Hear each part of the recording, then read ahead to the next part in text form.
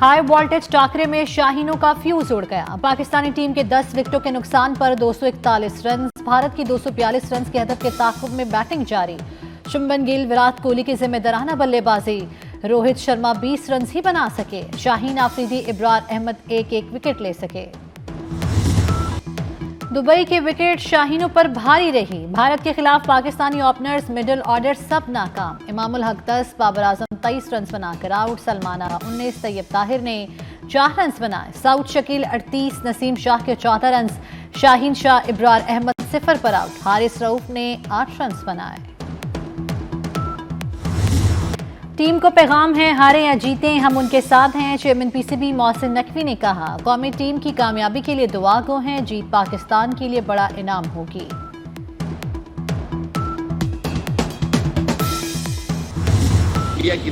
بیٹھا ہوا ہے دبئی کے اندر مزے سے، پاکستانی سفر کرے گا اور دوسری ٹیمیں جو ہیں وہ سفر کریں گی، یہ مزے سے بیٹھیں گی۔ آپ اس سے اندازہ لگائیں نا ذرا۔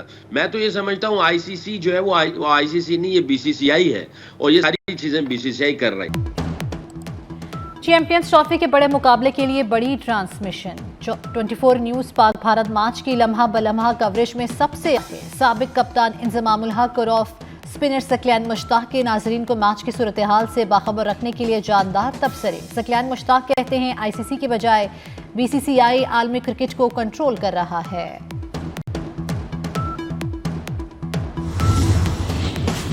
وزیر اعظم شہباز شریف 2 روزہ دورے پر آذربائیجان کے دارالحکومت باکو پہنچ گئے۔ نائب وزیر اعظم اسحاق ڈار سمیت کابینہ کے دیگر ارکان بھی ہمراہ۔ ترجمان دفتر خارجہ کے مطابق وزیر اعظم صدر الہام علیوف کی دعوت پر آذربائیجان گئے۔ توانائی، تجارت، دفاع، تعلیم سمیت دیگر شعبوں میں تعاون پر بات ہوگی۔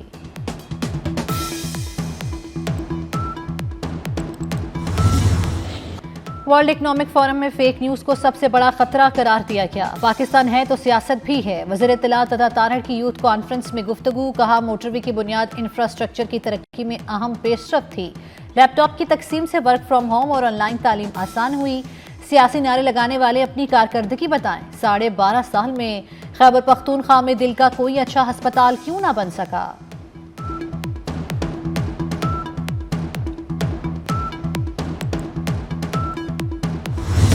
بانی پی ٹی آئی کا ایجنڈا پاکستان کو کمزور کرنا ہے، سازشیں بہت جلد انجام کو پہنچیں گے۔ وفاقی وزیر رانا تنویر حسین نے کہا کہ عین ممکن ہے بانی بیک ڈور میں نواز شریف سے معافی مانگ رہا ہو، وزیر اعظم اور ٹیم کی محنت سے بھارت کو ترقی میں پیچھے چھوڑ دیں گے، عوام کو رمضان المبارک میں سستی اشیاء خورنوش فراہم کریں گے۔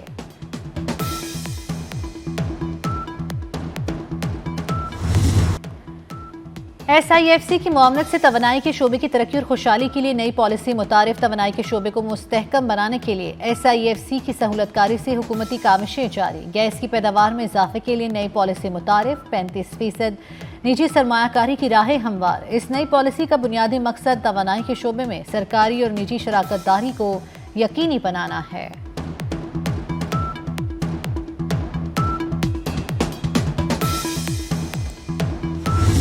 آئندہ بجٹ میں تنخواہ دار طبقے پر بوجھ کم کرنے کی کوشش کریں گے، وزیر خزانہ محمد اورنگزیب نے کہا ملک میں معاشی استحکام آ گیا، اب پائیدار ترقی کی طرف جانا ہے۔ بازار حصص میں تیزی اور روپیہ مستحکم ہے، بنیادی شرح سود کم ہوئی ہے، ریئل اسٹیٹ سیکٹر میں سٹہ بازی نہیں چلنے دیں گے۔ رواں سال ترسیلات زر $35 ارب تک پہنچنے کی امید ہے۔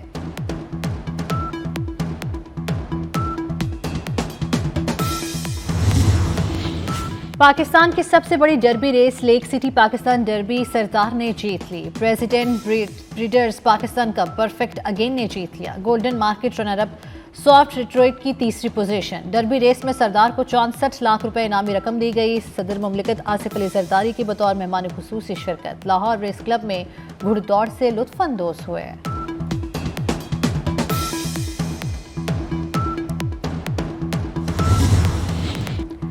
مصطفیٰ عامر کی کراچی ڈیفنس 8 کے قبرستان میں تدفین۔ نماز جنازہ میں مصطفیٰ عامر کے ورثاء، رشتہ داروں، دوست شریک ہوئے۔ ایدی فاؤنڈیشن کے سربراہ فیصل ایدی جسد خاکی مسجد میں لائے۔ مصطفیٰ عامر کو چند روز قبل ارمغان نامی نوجوان نے قتل کر دیا تھا۔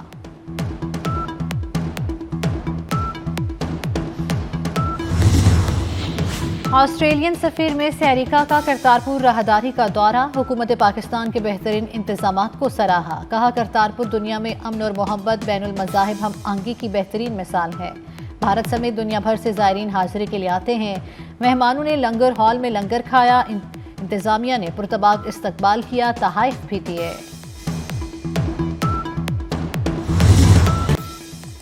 مغربی ہواؤں کا سسٹم کل ملک میں داخل ہوگا، آئندہ ہفتے سے ملک بھر میں بارشوں اور بعض مقامات پر برف باری کی پیشگوئی، پنجاب، خیبر پختونخوا، اسلام آباد اور گلگت بلتستان میں شدید بارشوں اور برف باری کا امکان۔ بارش اور برف باری سے مری، گلیات، ناران، کاغان اور دیگر پہاڑی علاقوں میں سڑکیں بند اور پھسلن کا خدشہ۔ خیبر پختونخوا اور کشمیر میں فلیش فلڈنگ اور پہاڑی علاقوں میں لینڈ سلائڈنگ ہو سکتی ہے۔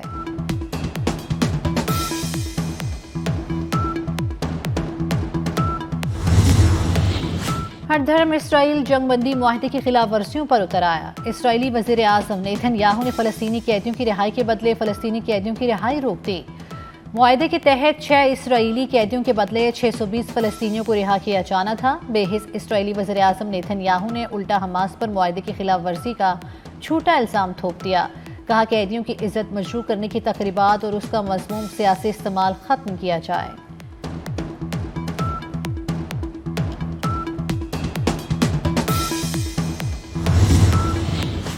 حماس کا اسرائیلی قیدیوں سے اچھا برتاؤ، گزشتہ روز رہا کیے گئے اسرائیلی قیدیوں نے القسام بریگیڈ کے کمانڈروں کے ماتھے پر بوسہ دیا۔ رہا کیے گئے 3 اسرائیلی ارغمالی نصیرات کیمپ میں ریڈ کراس کے حوالے کیے گئے۔ تقریب کے دوران سٹیج پر کھڑے تینوں اسرائیلیوں نے ہاتھ ہلا کر فلسطینیوں کا شکریہ ادا کیا۔ غزہ میں 505 روز گزارنے کے بعد تینوں اسرائیلی طلبی پہنچ چکے ہیں۔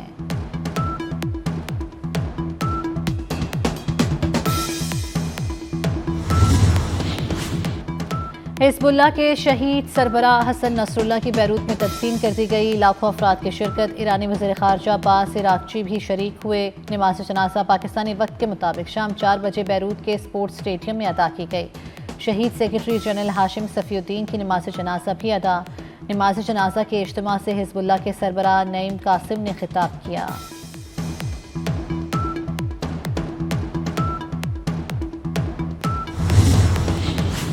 کیتھولک عیسائیوں کے مذہبی پیشوا پوپ فرانسسس کی طبیعت مزید بگڑ گئی۔ پوپ فرانسسس کی صحت سے متعلق ویٹیکن سے جاری بیان میں کہا گیا، پوپ فرانسسس کی طبیعت گزشتہ روز کے مقابلے میں زیادہ خراب ہے۔ پوپ فرانسس کو سانس لینے میں دشواری کا سامنا ہے۔ پلیٹلیٹس کم ہونے پر انہیں خون بھی لگایا گیا۔ پوپ فرانسسس 14 فروری سے ہسپتال میں داخل ہیں۔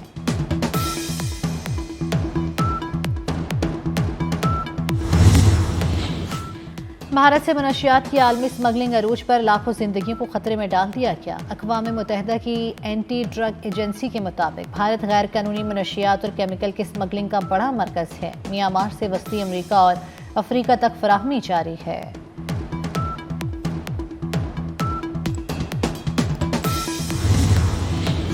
دوسری chief of army staff national inter club hockey champion کے سیمی فائنلز۔ پہلے سیمی فائنل میں B K hockey club Lahore نے civil quarter hockey club Peshawar کو 1-3 سے شکست دے کر فائنل میں جگہ بنا لی۔ دوسرے سیمی فائنل میں ٹائیگر ہاکی کلب بھاولپور نے بجلی گڑھ ریڈ ہاکی کلب مردان کو 1-5 سے شکست دے کر اپنی برتری ثابت کی۔